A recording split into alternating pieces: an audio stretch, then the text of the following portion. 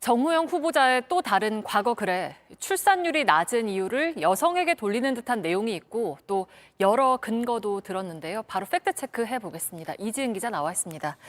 먼저 정 후보자가 출산율이 더 이상 올라갈 기미를 보이지 않는다면서 20대 여성 10명 가운데 1명이 결혼을 했다라고 했는데 1명이 맞습니까?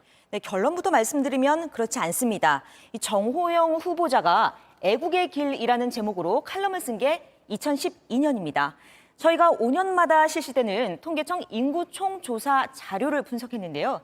2010년엔 20에서 29세 미혼율이 81%인 것으로 나타났습니다. 10명 중 2명이 결혼을 했다는 거죠. 그리고 2020년에서야 20대 여성 10명 중 1명가량이 결혼한 것으로 나타났습니다. 네, 그러면 그 칼럼을 쓴 2012년에는 아니었다는 거죠? 네, 수치도 틀리거니와 당시 여성의 초혼 연령이 30세 정도였습니다. 그렇기 때문에 20대 여성의 결혼 유무와 관련해서 이 저출생에 대한 원인을 지적하는 건 적절해 보이지 않습니다. 네, 그리고 정 후보자 글을 보면 여성들의 생애 독신율도 언급을 했는데 이게 뭡니까? 네, 생애 독신율이 곧 15%가 된다. 그리고 가까운 장래에 20%로 올라갈 전망이다라고 했습니다.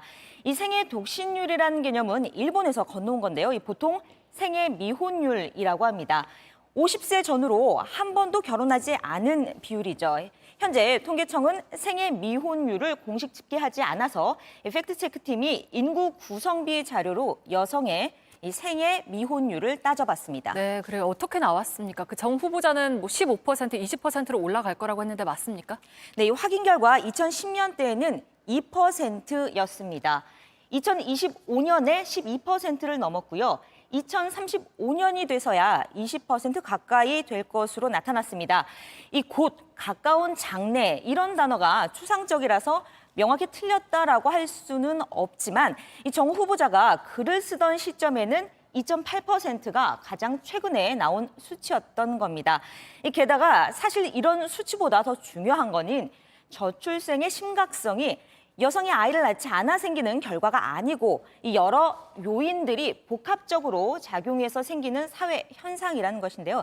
마치 20대 여성의 결혼 여부와 50대 여성의 이 미혼율이 원인인 것처럼 오도하는 주장이 일반화되면 안 되겠습니다. 네, 잘 들었습니다. 팩트체크 이지은 기자였습니다.